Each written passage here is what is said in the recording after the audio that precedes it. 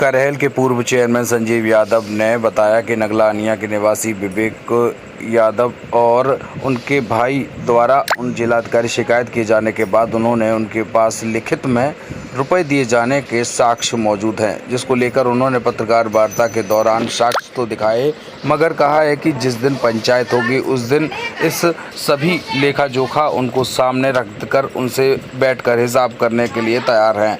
अब संजीव यादव ने क्या कहा है, क्यों है इसका जमीन खेत का विवाद, सुनिए पूरी इस खबर के जरिए। है कि आपने 40 बीघा जमीन पर अवैध कब्जा कर रखा है, क्या पूरा ये मामला है? पहले तो वो 40 बीघा जमीन 20 बीघा जो लोग आरोप लगा रहे हैं वो गांव नहीं जाते, कभी उन्होंने खेती नहीं। वो जमीन मैंने कल भी पत्रकार साथी थे उन्हें बताया था, 95 में जमीन 2 तरीके से होती है, एक उगाही पे एक बटाई। तो मेरा ये चचेरे भाई हैं, मेरे बाबा सबसे बड़े थे और इनके जो बाबा थे वो छोटे।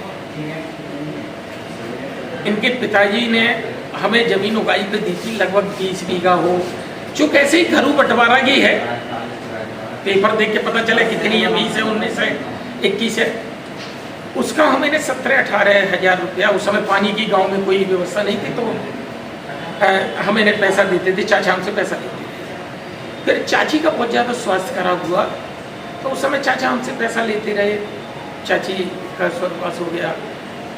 ये दोनों ही लड़के नालायक थे, न मम्मी की सेवा की अपने, न पापा की सेवा की। कुछ समय के बाद चाचा का भी स्वर्गवास हो गया। फिर ये लड़कों ने अपनी ज़मीन मेरे पास, उनका दस्तूर आज तक उगाही पे इनकी ज़मीन मेरे पास चली आई। क्या वो लड़के भी आपको उगाही पे ज़मीन देने में स्वीकृति थी उनकी, या बाबा के नाम से ही ज़मीन चली आ रही थी?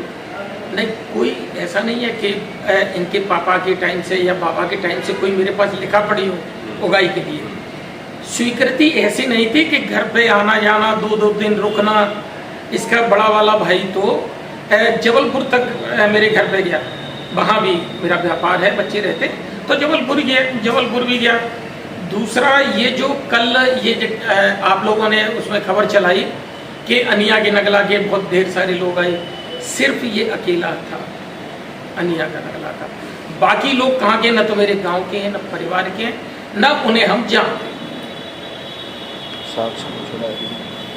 अब लगातार जमीन की भी मांग कर रहा है कि कब्जा की, तो कब्जा इसको माना जाए क्या कि आप, क्योंकि परिवार का मसला है, मेरे घर का मसला है, इनके ऊपर मेरा पैसा है, ये मेरा पैसा दे दें उसी क्षण, और दोनों भाइयों के सिग्नेचर हैं, हम आप लोगों को दिखा भी चुके हैं।